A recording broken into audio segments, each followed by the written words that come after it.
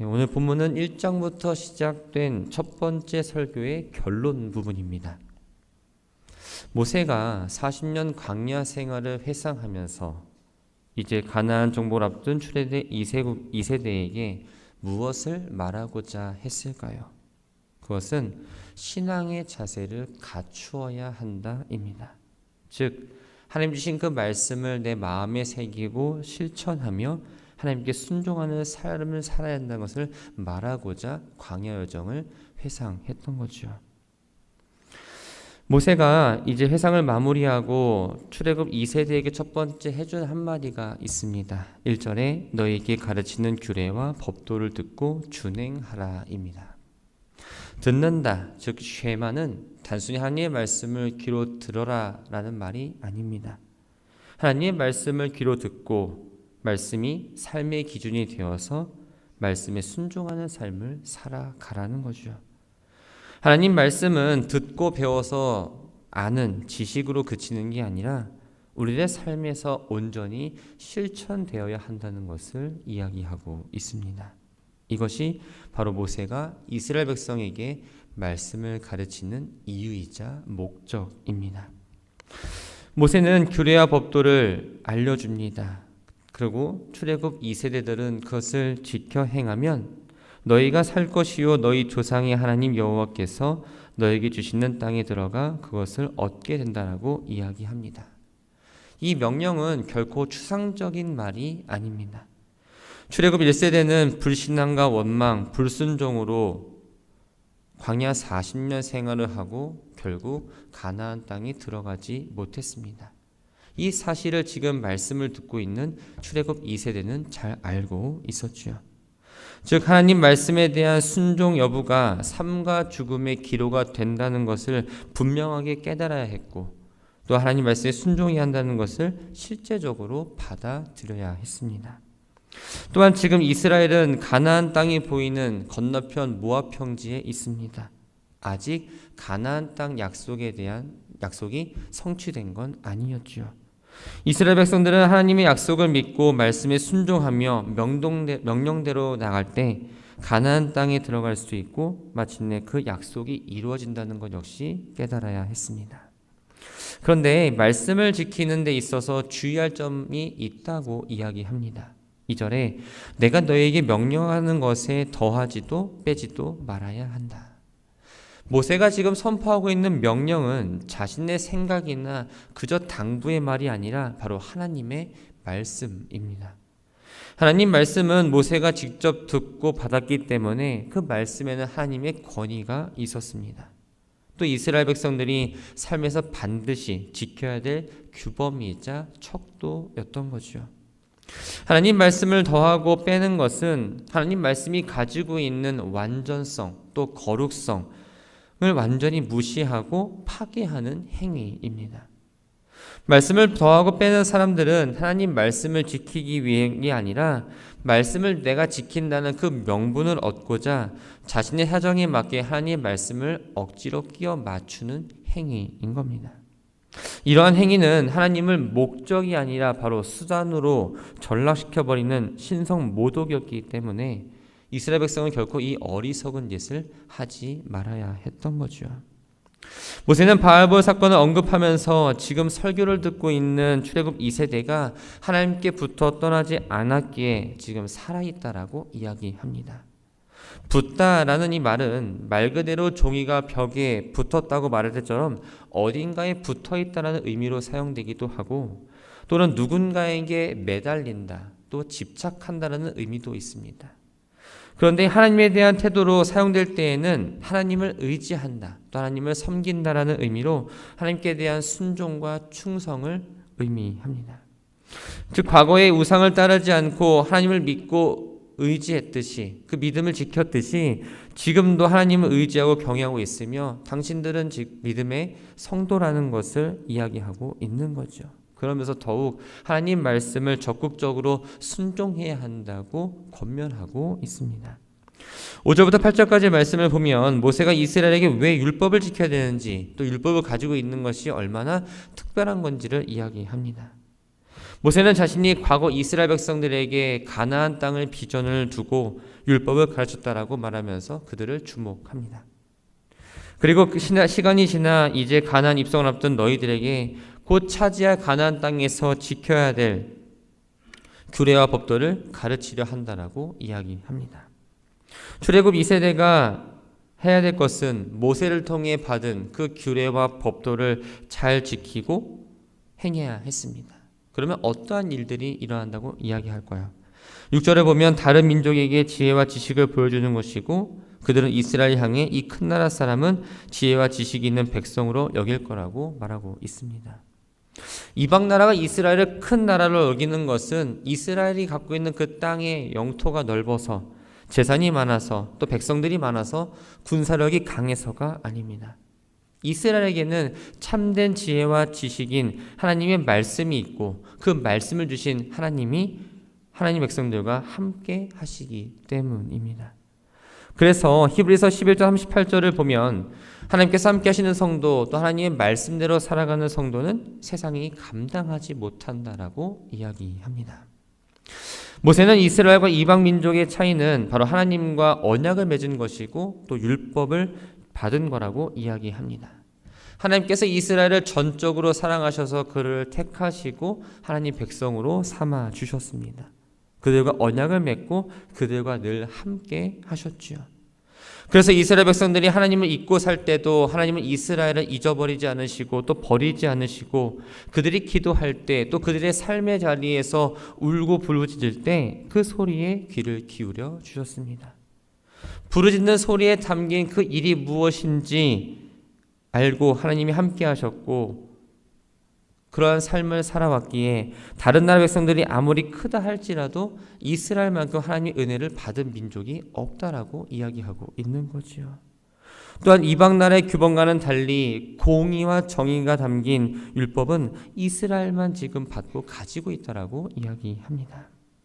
그래서 모세는 시내산에 있었던 일을 다시 한번 회상합니다. 하나님께서는 시내산에서 모세에게 말씀을 들려주시기 위해 이스라엘 백성들을 모으라고 말씀하셨습니다. 말씀을 들려주신 그 목적은 이스라엘이 하나님을 두려워하는 것을 배우고 후손들에게 가르치기 위해서였죠. 이스라엘이 시내산에 가까이 왔을 때 하나님의 불이 임하셨습니다. 이때 이스라엘은 하나님의 형상을 보지 못하고 음성을 들었습니다. 하나님의 말씀은 바로 십계명이고 두 돌판에 기록이 되었죠. 이스라엘 백성들은 살아있는 동안 하나님께서 시내산에 강림하시고 말씀하시고 십계명을 두 돌판에 적어주신 그 일을 결코 잊지 말아야 했습니다. 또한 다른 민족과 다르게 자신들은 하나님과 언약관계에 있는 백성이라는 사실을 늘 기억해야 했고 스스로 조심하고 그 중심에 있는 마음을 지키며 이러한 것들을 자손들과 그 자손의 자손들에게도 가르쳐야 했습니다. 왜 그랬을까요? 자손들에게 가르침으로써 그들 스스로 하나님에 대한 그 체험과 말씀을 잊지 않았다라는 증거가 되었습니다. 그리고 하나님과 이스라엘이 맺은 언약이 변하지 않는 것처럼 율법도 변하지 않으며 그 율법을 받는 자리에 직접 잊지 않고 듣지 않았다 할지라도 그 가나안 땅에 들어가 살아야 되는 후손들이 반드시 지키며 살아야 하는 것이기 때문에 가르쳐야 했던 겁니다. 모세는 이스라엘이 가나안에 들어가서 어떠한 경우라도 하나님의 규례와 법도를 외면해서는 안 되고 지키면서 살아야 되기 때문에 그 40년 전 시내산에서 하나님이 율법 주실 때 하신 말씀을 근거로 너희들에게 가르친다라고 이야기합니다. 15절부터는 우상숭배를 금지하는 명령이 나옵니다. 이 명령은 십계명 첫 번째 계명과 두 번째 계명과 연관이 있습니다. 하나님은 이스라엘 백성에게 어떠한 형상으로든지 우상을 만들지 말라고 명령하십니다. 이 명령의 근거가 되는 것은 하나님께서 호렙산에서 불길 중에 이스라엘에게 말씀하실 때 어떤 형상으로 나타나지 않았다입니다. 하나님께서 불 가운데 계시하신 것은 자신이 살아있다라는 것을 보여준 것이지 형상으로 보이고자 한 게 아니었죠. 그런데 인간은 무엇이든지 눈으로 보고 또 내 손으로 만질 수 있기를 원합니다. 하나님은 인간이 하나님을 형상화하려는 그 의지가 있음을 알고 계셨기 때문에 너희는 깊이 삼가라, 즉 우상을 만들려는 그 욕구를 조심하라라고 지금 경고하고 있습니다. 이스라엘 백성들이 오로지 간직하고 지켜야 될 것은 바로 하나님의 언약인 말씀입니다. 하나님의 말씀은 하나님과 이스라엘이 인격적으로 연결되어 있다는 증거가 됩니다. 우상들은 그것을 숭배하는 자와 인격적인 관계를 맺지 못하지만 하나님은 말씀을 통해서 하나님 백성과 인격적인 관계를 맺어 가십니다. 따라서 이스라엘은 자신들을 위해 우상을 만들어 하나님과 인격적인 관계를 비인격적인 관계로 전락시켜서는 안 되었던 겁니다. 그래서 하나님은 우상 숭배가 만연한 그 가나안 입성을 앞두고 이스라엘을 향해서 강력하게 이야기하고 있는 거죠. 16절부터 19절까지의 말씀을 보면 나 외에는 다른 신들을 두지 말라는 제1계명이 아니라 우상을 만들지 말고 그것들을 섬기지 말라는 제2계명을 먼저 이야기하고 있습니다. 이스라엘 백성들이 곧 들어가게 될 가나안 땅은 온갖 신들을 형상으로 만들고 그 신을 숭배하는 풍조가 퍼져 있었기 때문에 모세는 먼저 우상을 만드는 것, 또 그것을 숭배하는 것을 하지 말라라고 명령하며 이야기를 시작합니다. 16절에 남자의 형상이든지 여자의 형상이든지 만들지 말라라고 말을 하죠. 사람의 조각상을 다른 우상보다 가장 먼저 언급하고 있는 것은 하나님을 가장 손쉽게 표현할 수 있는 방법이 사람 형상으로 나타나는 거기 때문입니다. 또한 이스라엘 백성이 앞으로 들어가야 될 가나안 땅에서 섬기는 우상 중 대표적으로 남신은 바알이고 여신은 아세라이기에 그것들을 숭배하지 말라는 경고이기도 합니다. 하나님께서 사람을 창조하실 때 하나님의 형상대로 만드셨습니다.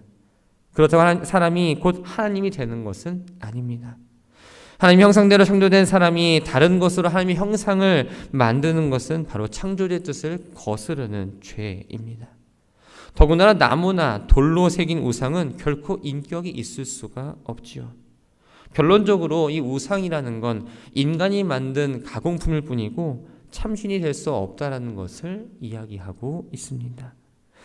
17절과 18절에 나오는 땅 위에 있는 어떤 짐승의 형상, 하늘을 나는 날개를 가진 어떤 새의 형상, 땅 위에 기는 어떤 곤충의 형상, 땅 아래 물속에 있는 어떤 어족의 형상은 바로 애굽에서 유행하고 있던 동물 신상들입니다. 이것들을 만들지 말라고 말씀하신 것은 과거 애굽에 대한 그 기억 가운데에 남아있는 각종 동물 우상을 철저하게 씻어버리고 동물 또한 숭배하지 말라는 의미로 말씀하십니다. 19절에 해와 달과 별과 하늘 위의 모든 천체는 바로 가나안과 고대 근동 애굽에서 공통적으로 유행하던 숭배의 대상들입니다.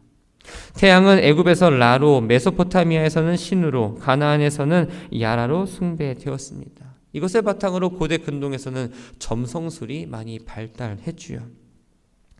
천체를 숭배하는 건 이스라엘 왕조 시대 후기에도 고대 근동의 여러 민족들의 영향을 받아서 흔히 행해진 우상 숭배입니다. 그런데 모세는 지금 해와 달과 별과 하늘 위의 모든 천체는 인간을 위해서 하나님 만든 창조물이지 그것을 섬기는 대상으로 삼아서는 안 된다. 즉 하나님 백성은 그의 삶 가운데에 성결한 삶을 생활해야 한다라고 이야기하고 있습니다. 20절을 보면 하나님은 애굽에서 400년 동안 혹독한 시련과 고통을 당한 이스라엘 백성들을 출애굽시키시고 언약을 맺어 하나님의 기업의 백성으로 삼아 주셨다고 이야기하고 있습니다. 그런데 이스라엘 백성들의 삶을 한번 돌아보면 늘 그들은 하나님을 불신했고 원망했고 시험했습니다. 그들을 인도하는 모세 역시 살아계신 하나님을 믿지 못했고 불평한 이스라엘 백성들과 다투었죠. 결국 무리바 사건으로 하나님은 모세를 향해서 나를 믿지 아니하고 내 거룩함을 나타내지 않았기에 가나안 땅에 들어가지 못한다라고 말씀하셨고 그 말씀대로 결국 모세는 가나안 땅에 들어가지 못했습니다. 모세가 자신이 가나안 땅에 들어가지 못하게 되었다라는 것을 다시 한번 이야기하는 건 내 신세를 한탄하려고 자신을 화나게 했던 이스라엘 백성들을 원망하려 한 게 아닙니다. 하나님께 대한 그 불순종의 결과가 얼마나 무서운 건지를 알려주고 싶었던 거죠. 자신은 가나안 땅에 건너가지 못하지만 결국 죽게 되지만 출애굽 2세대들은 약속의 땅 가나안에 들어가게 될 거라고 이야기합니다. 그러면서 아주 분명하게 시내산에서 하나님과 맺은 언약을 잊지 말고 가나안 땅에 들어가서 절대로 우상을 숭배하지 말라고 당부하고 있습니다. 그 이유를 이렇게 이야기합니다. 하나님은 소멸하시는 분이시요 질투하시는 분이기 때문이다. 소멸하는 분, 바로 하나님의 진노와 심판을 의미합니다. 하나님은 근본적으로 사랑의 하나님입니다. 하지만 인간의 죄와 불의에 대해서는 결코 용납하지 않으시고 맹렬히 타오르는 불처럼 심판하시는 분이십니다. 또 하나님은 질투하시는 분입니다. 하나님과 언약을 맺은 백성이 하나님 외에 다른 것에 마음을 주고 헌신하는 것을 결코 용납하지 않으십니다. 그러면 하나님의 백성은 하나님이 은혜롭고 자비로우시지만 죄에 대해서는 공의롭게 심판하신다는 것을 늘 의식하면서 두렵고 떨리는 마음으로 말씀을 지키고 순종해야 하는 삶을 살아야 했던 겁니다. 말씀을 정리합니다.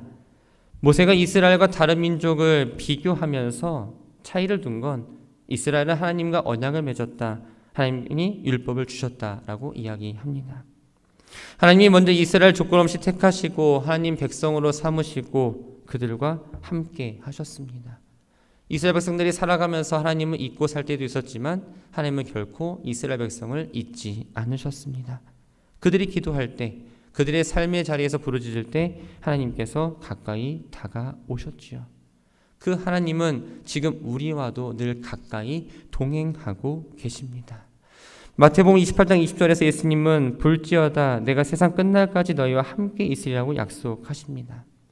어떤 사람이 나의 일거수일투족을 감시할 목적으로 함께 한다면 같이 따라다니는 게 참 피곤하고 힘듭니다.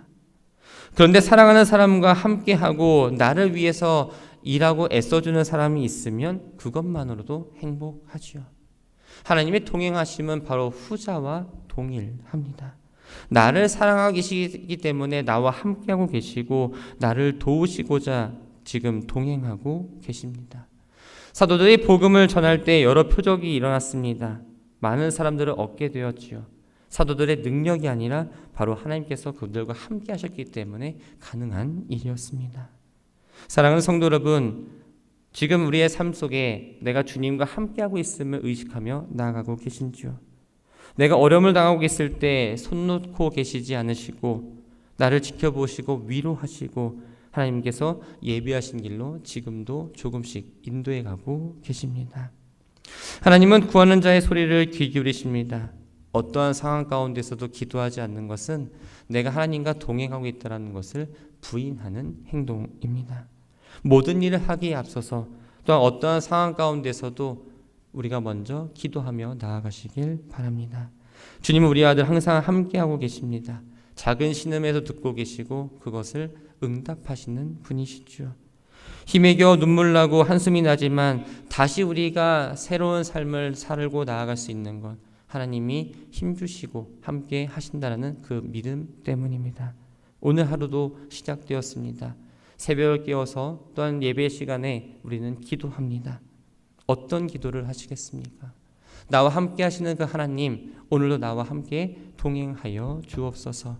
내가 어떤 길을 가더라도 당황하지 않게 하시고 하나님의 그 예비하심 가운데에 그것을 얻으며 만족하며 은혜 가운데 살게 해달라고 기도하시고 기도의 줄을 놓지 않는 우리 모든 성도들 되기를 주님의 이름으로 축원합니다.